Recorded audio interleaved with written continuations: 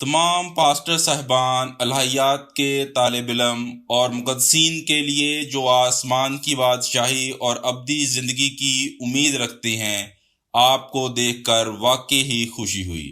میں ہن گلیان ہوں، شنجنجی چرچ آف جیزس کے فلپ قبیلے کے چونچان سر چرچ کا سربراہ۔ ہم ان تمام لوگوں کو تہ دل سے خوش آمدید کہتے ہیں جو باپ کے ذریعے پرانے اور نئے عہد نامہ کے مکاشفہ کی گواہی سیمینار میں حصہ لے رہے ہیں۔ جس کلام کا ہم آج مطالعہ کریں گے اس کا عنوان انٹرمیڈیٹ سبق 18، یسوع کے خون کا اثر جو گناہ کا کفارہ دیتا ہے۔ مرکزی حوالہ باب عبرانیوں 10 ہوگا۔ آج کے موضوع کے بارے میں ایسے پاسٹر ہو سکتے ہیں جو اس مواد کو اچھے طریقے سے جانتے ہوں، کیونکہ آپ بائبل کو بہت پڑھتے ہیں، اور ہو سکتا ہے کہ وہ لوگ ہوں جو اس کے بارے میں اچھے طریقے سے نہیں جانتے، لیکن میں امید کرتا ہوں کہ آپ آج میرا سبق اچھے طریقے سے سنیں گے، اور مجھے امید ہے کہ ہم اس وقت تک یسوع کے خون سے اپنے گناہوں کا کفارہ دینے کا طریقہ سمجھ سکتے ہیں۔ میں سب سے پہلے حوالہ باب عبرانیوں 10 کا مختصر تعارف کرواؤں گا۔ آج کے لیے بنیادی حوالہ باب تقریباً 2000 سال پہلے ریکارڈ کیا گیا تھا، اور ریکارڈر پالوس رسول تھے۔ آج کا اہم نقطہ یسوع کے خون کے اثر کے بارے میں ہے جو لوگوں کے گناہوں کا کفارہ دے سکتا ہے۔ یسوع نے جو خون دیا اس کا اثر کس پر اور کب ہوتا ہے، ہم وقت اور مضامین تلاش کریں گے۔ یسوع ہمارے گناہوں کے لیے صلیب پر مر گیا ہے۔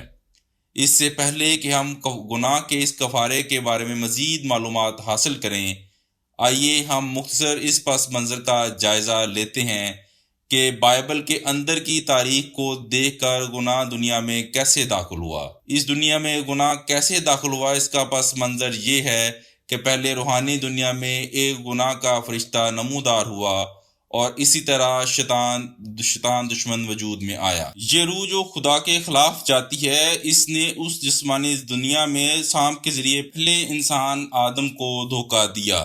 جیسا کہ آدم نے خدا کے ساتھ عہد کو توڑا، اس نے گناہ کیا اور دھوکہ دیا، اور اس طرح اس زمین پر گناہ شروع ہوا۔ اس دنیا میں انسانوں کی شرارتیں روز بروز بڑھتی گئیں، اور اس کی وجہ سے لوگ ایک کتاب کی مانند ہستی بن گئے جس میں گناہ کے پیالے کی طرح گناہ لکھا ہوا ہے۔ آخرکار خالق خداوند جو زندگی ہے، پیدائش 6 باب میں اس دنیا کو چھوڑ گئے، اور اس طرح موت نے تمام لوگوں پر حکومت کی، اور شیطان وہ بن گیا جو پوری دنیا پر حکومت کرتا ہے۔ گناہوں میں پڑنے والے لوگوں کی زندگیوں کو نیچا دیکھ کر خالق خداوند کا دل کیسا ہوگا؟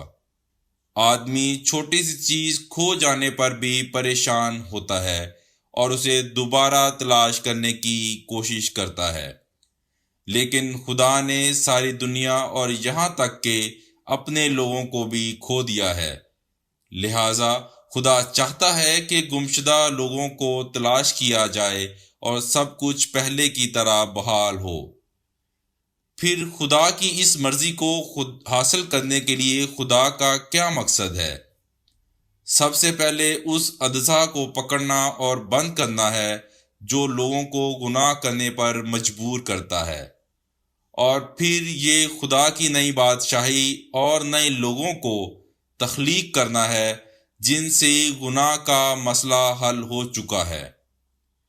آدم کے گناہ کے بعد جو لوگ آدم کے گناہ کے بیج کے ذریعے پیدا ہوئے ہیں، وہ سب گناہ کی راہ پر چلتے ہیں۔ تاہم خدا اس زمین پر خدا کی نئی بادشاہی اور نئے لوگوں کو پیدا کرنا چاہتا ہے جو گناہ کے بیج سے پیدا ہوئے ہیں۔ خدا نے اس جگہ پر اترنے کا منصوبہ بنایا جہاں گناہ کا معاملہ حل ہو چکا ہے اور بادشاہی کو پورا کرنا ہے جس پر خدا کی حکومت ہو۔ یہاں سب سے اہم بات یہ ہے کہ جیسے جیسے خدا نے دنیا کو چھوڑا ویسے ویسے اس دنیا میں گناہ بڑھتا گیا۔ خدا کے اس زمین پر واپس آنے کے لیے گناہ کا معاملہ حل ہونا چاہیے۔ گناہ کے مسئلے کو حل کرنے کے لیے لوگوں نے بھیڑ اور بکریوں کو پکڑا، جیسا کہ عہد نامہ قدیم کے قانون میں درج ہے۔ پھر کیا واقعی اس طریقے سے گناہ کا کفارہ ہو سکتا ہے؟ نیز یہ کہ ابتدا میں شریعت اور قانون کیسے ہوئے، یہ جاننے کے لیے انہوں نے کیسے آغاز کیا۔ یہ خروج باب 19 آیت 5 اور 6 کو پڑھیں۔ اب اگر تم میرے حکموں کی فرمانبرداری کرو گے اور میرے عہد کو مانو گے تو سب قوموں میں سے تم خاص کر میرے ہوگے، حالانکہ سب زمین میری ہے، اور تم میرے لیے کہانوں کی ایک مملکت اور ایک مقدس قوم ہوگے۔ یہ وہ باتیں ہیں جو تو بنی اسرائیل سے کہے گا، آمین۔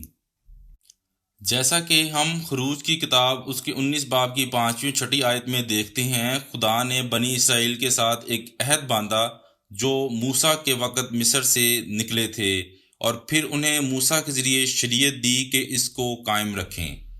جب ہم احبار کی کتاب اس کے 9ویں باب کے کلام کو پڑھتے ہیں تو ایک جانور جیسے نر بکرے کو پکڑ کر خدا کی قربانی کے طور پر پیش کرنا پڑتا تھا۔ ایک جانور کا خون جو گناہ کرنے والے شخص کی طرف سے مارا گیا تھا خدا کے سامنے لایا گیا تھا۔ موسیٰ کے ذریعے دیے گئے ان قوانین کا کیا کردار تھا اور ہمیں اس کے بارے میں کیوں جاننا ہے؟ اس کو جاننے کے لیے آئیے آج کا اہم حوالہ جو عبرانیوں کے باب 10 سے شروع ہوتا ہے آیت 1 سے پڑھتے ہیں۔ اس لیے کہ شریعت آئندہ کی اچھی چیزوں کا سایہ ہے اور ان چیزوں کی اصلی صورت نہیں، اور ان ایک ہی طرح کی قربانی سے جو سال با سال بلا ناغہ گزرانی جاتی ہیں پاس آنے والے کو ہرگز کامل نہیں کر سکتی، ورنہ ان کا چڑھایا جانا موقوف ہو جاتا۔ اس لیے کہ جب عبادت کرنے والے قطعی طور پر پاک ہو جاتے ہیں تو پھر ان کا ضمیر کوئی گناہ محسوس نہیں کرتا، مگر وہ قربانیاں ہر برس گناہوں کی یاد دلاتی ہیں۔ یہاں اس بات کا ذکر ہے کہ شریعت کی قربانی عبادت کی قریب آنے کو کامل نہیں بنا سکتی۔ اگر شریعت کی قربانی نے گناہ کا مسئلہ حل کر دیا اور عبادت گزاروں کو پاک کر دیا تو پھر انہیں اپنے گناہوں کے لیے دوبارہ کبھی خود کو مجرم محسوس کرنا نہیں پڑے گا اور قربانیوں کی پیشکش کو جاری نہیں رکھیں گے۔ تاہم یہ لکھا ہے کہ ایسا نہیں تھا، جیسا کہ ہم آیت 3 اور 4 میں دیکھتے ہیں۔ یہ لکھا ہے لیکن وہ قربانیاں گناہوں کی سالانہ یاد دہانی ہیں، کیونکہ بیلوں اور بکریوں کے خون سے گناہوں کو دور کرنا ناممکن ہے۔ ہم سمجھ سکتے ہیں کہ موسیٰ کی شریعت کی قربانی کے ذریعے جو جسمانی جانور کے خون سے دی گئی ہے، گناہ کا کفارہ ممکن نہیں ہے۔ تو بالآخر قانون کا کردار صرف ان اچھی چیزوں کا سایہ تھا جو مستقبل میں آنے والی ہیں، اور جو لوگوں کو اس کا احساس اور سوچنے پر مجبور کرتی ہیں۔ پھر وہ اچھی چیزیں کیا ہوں گی جو آنے والی ہیں، جو شریعت کے ذریعے دکھائی گئیں؟ یہ گناہ کا کفارہ تھا۔ خدا نے گناہ کے حقیقی کفارے کے اپنے منصوبے کو شریعت کے اندر چھپا رکھا تھا۔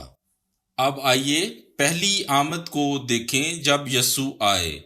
آئیے عبرانیوں کے باب 10 اس کی آیت 5 سے 7 کو ایک ساتھ مل کر پڑھتے ہیں۔ اس لیے وہ دنیا میں آتے ہوئے کہتا ہے کہ قربانی اور نذرانہ تو نے نہ چاہا، لیکن تو نے میرے لیے ایک بدن تیار کیا۔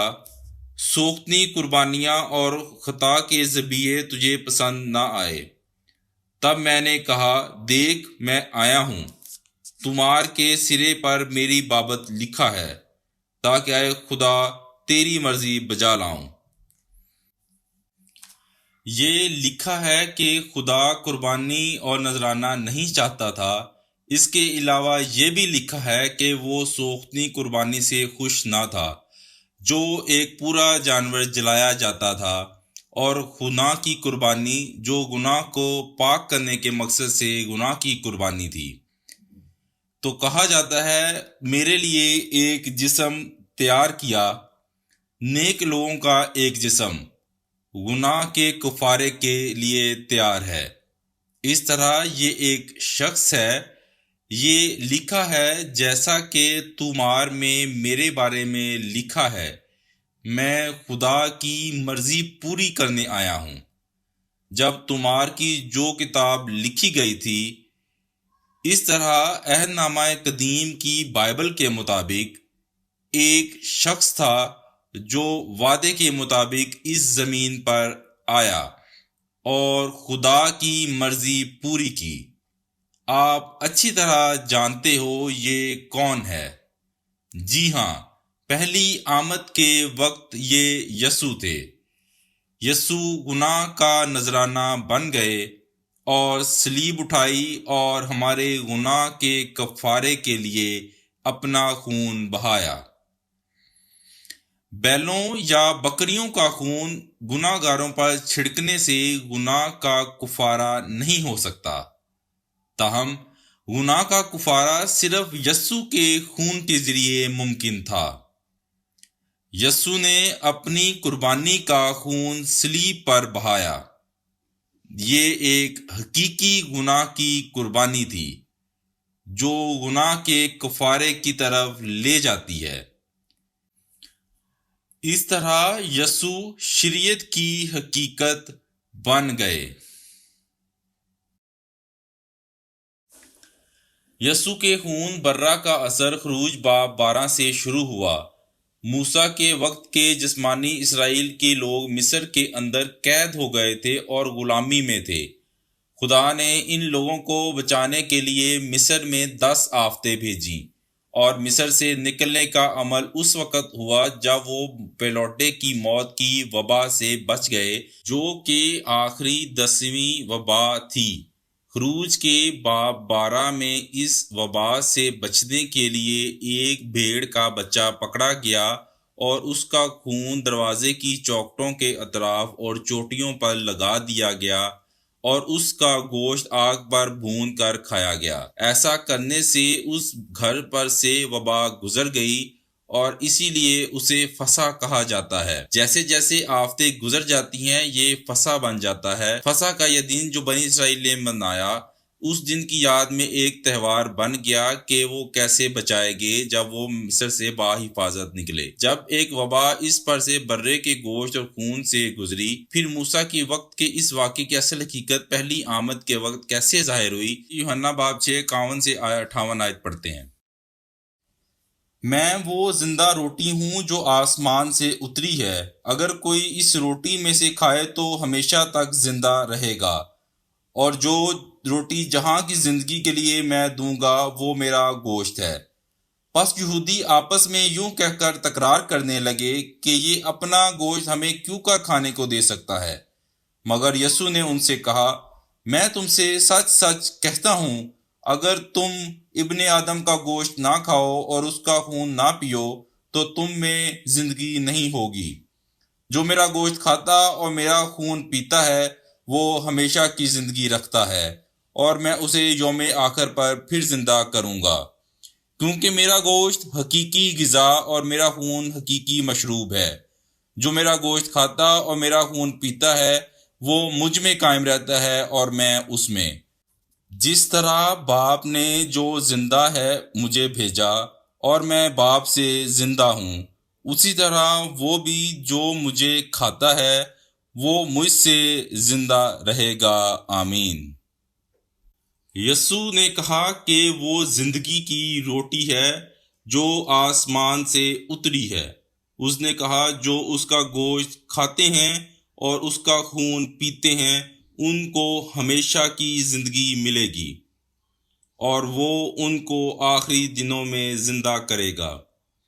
یسوع کے ایسا کہنے کی وجہ یہ ہے کہ وہ فسح کے برے کی حقیقت دی، جو موسیٰ کے وقت میں برے کے گوشت اور خون کے ذریعے نجات دلاتی تھی۔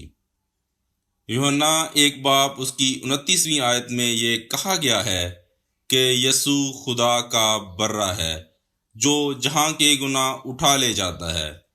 اسی طرح پہلا کرنتھیوں اس کی 5 باب 7 آیت میں یہ کہا گیا ہے کہ مسیح جو فسح کا برہ ہے قربان کیا گیا ہے۔ یسوع کو اس طرح کا برہ کہنے کی وجہ یہ ہے کہ یسوع وہ ہے جو گناہ کے کفارے کی اجازت دیتا ہے، اور جب کوئی یسوع کا بدن کھاتا ہے اور خون پیتا ہے تو نجات اور ابدی زندگی حاصل ہوتی ہے۔ اگر یسوع برہ ہے تو اس کا گوشت اور خون کیا ہوگا؟ یہ یقیناً حقیقی جسمانی گوشت اور خون نہیں ہوگا۔ یوحنا 1 باب اس کی 1 آیت میں خدا کو ابتدا میں کلام کہا گیا ہے۔ یوحنا 1 باب اس کی 1 آیت میں یسوع کو ابتدا میں کلام بھی کہا گیا ہے۔ اگر یسوع کلام ہے تو یسوع کا گوشت اور خون یسوع کا زندگی کا کلام ہوگا۔ خلاصہ کرنے کے لیے موسیٰ کے وقت کی تاریخ اور قانون عکس تھا، اور خروج 12 باب کے برے کی جسمانی حقیقت یوحنا 6 باب میں پہلی آمد پر یسوع تھے۔ موسیٰ کا زمانہ یسوع کا زندگی کا کلام سننے اور کھانے میں اور ابدی زندگی کی طرف لے جانے میں تکمیل کا کردار ادا کرتا تھا۔ تاہم خدا کا کام وہ کام نہیں ہے جو یسوع کی پہلی آمد کے وقت مکمل ہو جائے۔ آئیے آگے بڑھیں اور عبرانیوں 10 باب اس کی 8 سے 14 آیات کو مل کر پڑھتے ہیں۔ اوپر یہ کہہ کر کہ قربانیاں اور نذرانے اور سوختنی قربانیاں اور گناہ کی قربانیاں تو نے نہ چاہیں اور تجھے پسند نہ آئیں، حالانکہ وہ بامطابق شریعت گزرانی جاتی ہیں، اور پھر یہ کہہ کر کہ دیکھ میں آتا ہوں تاکہ تیری مرضی بجا لاؤں، وہ پہلے کو معکوف کرتا ہے تاکہ دوسرے کو قائم کرے۔ اسی مرضی کے سبب سے ہم یسوع مسیح کے بدن کے ایک ہی بار قطعی طور پر قربان ہونے کے وسیلے سے پاک کیے گئے ہیں، اور ہر ایک کاہن تو ہر روز کھڑا ہو کے عبادت کرتا ہے اور بار بار وہی قربانیاں گزرانتا ہے جو ہرگز گناہ مٹا نہیں سکتی، لیکن یہ گناہوں کے لیے ایک ہی بار قربانی چڑھا کر ہمیشہ کے لیے خدا کے داہنی طرف بیٹھا ہے، اور منتظر ہے کہ اس کے دشمن اس کے پاؤں کی چوکی کر دیے جائیں، کیونکہ اس نے ایک ہی بار قربانی چڑھانے سے ان کو جو مقدس کیے جاتے ہیں ہمیشہ کے لیے کامل کر دیا ہے۔ آیت 8 میں کہا گیا ہے کہ خدا نے قربانیوں، نذروں اور پوری سوختنی قربانیوں اور گناہ کی قربانیوں کو پسند کیا اور نہ ان سے خوش ہوا۔ نیز یہ کہا گیا ہے کہ پہلے کو معکوف کرتا ہے تاکہ دوسرے کو قائم کرے۔ پہلا ہے جس کے ذریعے خدا نے جسمانی اسرائیل کے لوگوں سے وعدہ کیا تھا ایک طرف ہو گیا، اور دوسرا یعنی نئے عہد کے قائم ہونے کا وعدہ کیا گیا۔ اسی مرضی کے سبب سے ہم یسوع مسیح کے بدن کے ایک ہی بار قطعی طور پر قربان ہونے کے وسیلے سے پاک کیے گئے ہیں، اور ہر ایک کاہن تو ہر روز کھڑا ہو کر عبادت کرتا ہے اور بار بار وہی قربانیاں گزرانتا ہے جو ہرگز گناہ مٹا نہیں سکتی۔ آمین۔ نئے عہد کے ذریعے جو منصوبہ بنایا گیا تھا وہ یسوع کے خون کے ذریعے گناہ کے کفارے کے ذریعے پاک بنایا جا رہا ہے۔ اس کے علاوہ خون کی قربانی کے ساتھ جو پاسٹر دن بدن پیش کرتا ہے اس کے بارے میں کہا جاتا ہے کہ یہ کبھی بھی گناہوں سے خلاصی نہیں دے سکتا۔ آئیں آگے پڑھتے ہیں۔ لیکن یہ گناہوں کے لیے ایک ہی قربانی چڑھا کر ہمیشہ کے لیے خدا کے داہنی طرف بیٹھا ہے، اور منتظر ہے کہ اس کے دشمن اس کے پاؤں کی چوکی کر دیے جائیں، کیونکہ اس نے ایک ہی قربانی چڑھانے سے ان کو جو مقدس کیے جاتے ہیں ہمیشہ کے لیے کامل کر دیا۔ آمین۔ یسوع نے ہمیشہ کے لیے گناہوں سے خلاصی کے لیے قربانی پیش کی، اور اس ایک قربانی کے ذریعے اس نے ان لوگوں کو ہمیشہ کے لیے کامل کر دیا جو مقدس بنائے جا رہے ہیں۔ جیسا کہ موسیٰ کی شریعت کی قربانی گناہ کا کفارہ نہیں دے سکتی، لہٰذا یسوع نے صلیب اٹھائی اور ہمارے گناہوں کے لیے اپنا خون بہایا۔ اس خون سے اس نے ایک نیا عہد قائم کیا، گناہ کا کفارہ حاصل کرنے اور کامل بنائے گئے لوگوں کی حقیقت بننے کے لیے اس نئے عہد کے مواد کو جاننا چاہیے۔ اس نئے عہد کے مواد کو جاننے کے لیے آئیے مقدس لوکا کی انجیل اس کا 22 باب 14 سے 20 آیات پڑھتے ہیں۔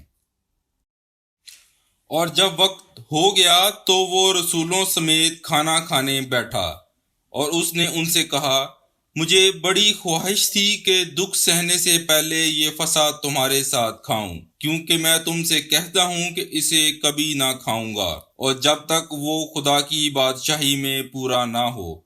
اور پیالہ لے کر شکر کیا اور کہا، اس کو لے کر آپس میں بانٹ لو، کیونکہ میں تم سے کہتا ہوں کہ اب سے انگور کا رس کبھی نہ پیوں گا جب تک خدا کی بادشاہی نہ آ لے۔ پھر روٹی لی اور شکر کر کے توڑی اور یہ کہہ کر انہیں دی کہ یہ میرا بدن ہے جو تمہارے واسطے دیا جاتا ہے، میری یادگاری کے واسطے یہی کیا کرو۔ اور اسی طرح کھانے کے بعد یہ کہہ کر پیالہ بھی دیا کہ یہ پیالہ میرے خون میں ایک نیا عہد ہے جو تمہارے واسطے بہایا جاتا ہے۔ آمین۔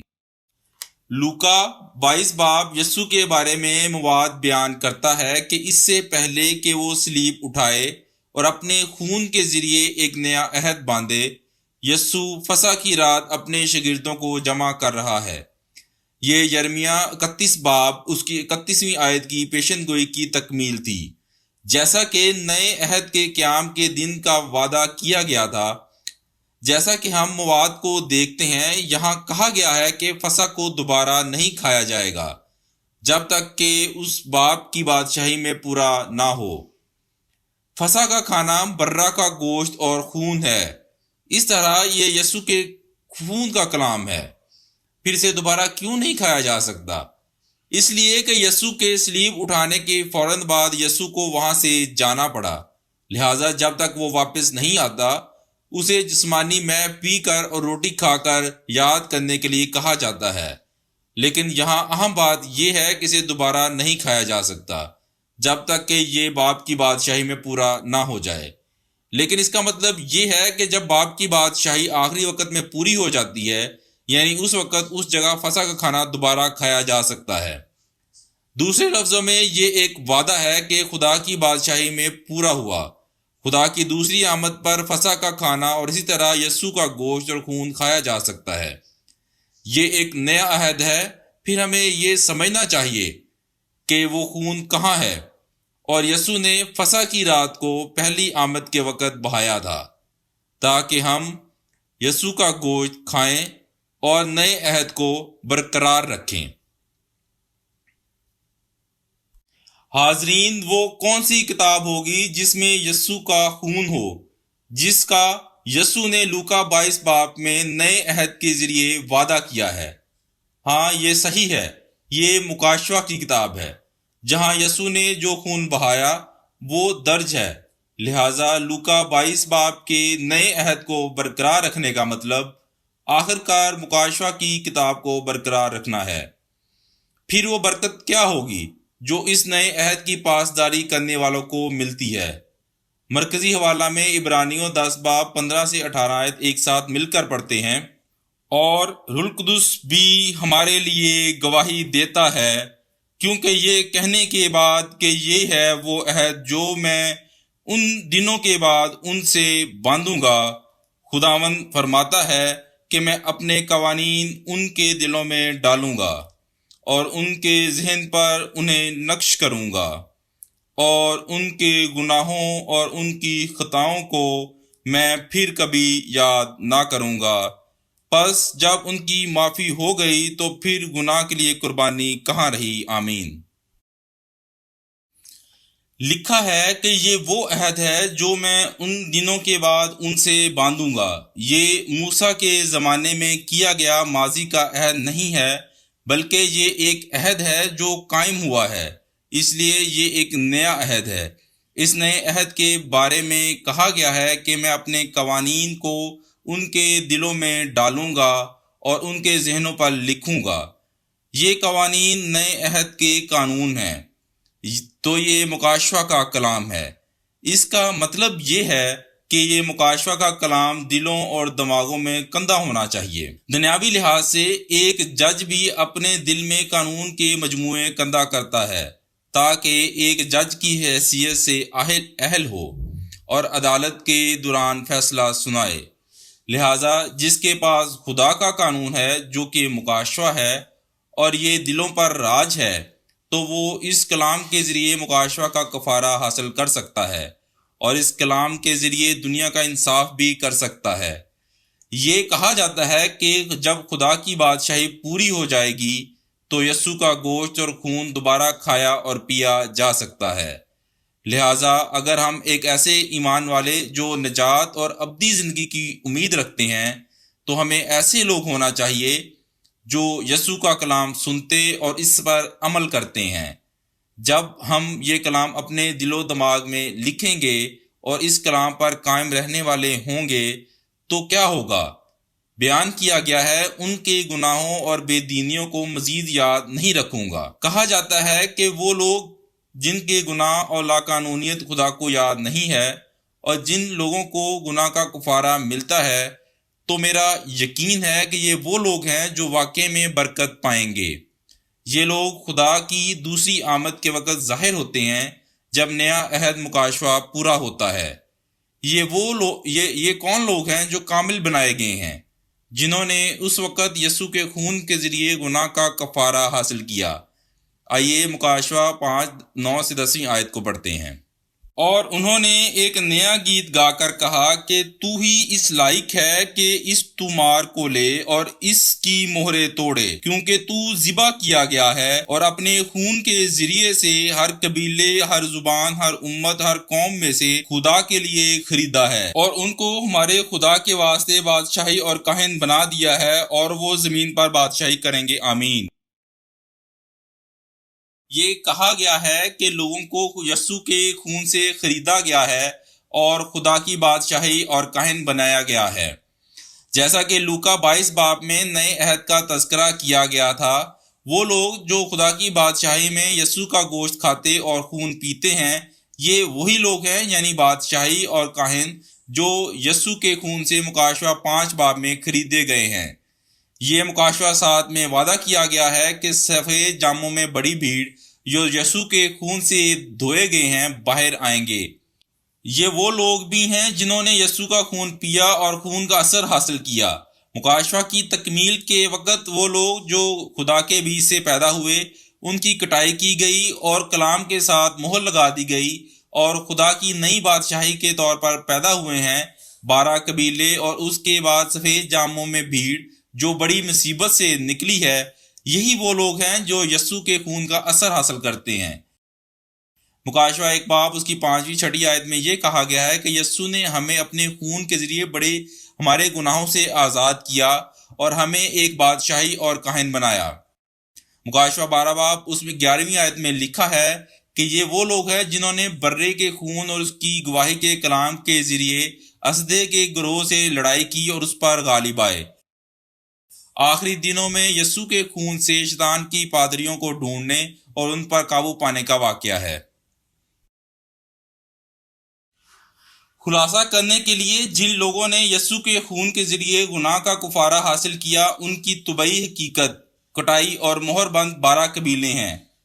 اس طرح شنجن جی کے 12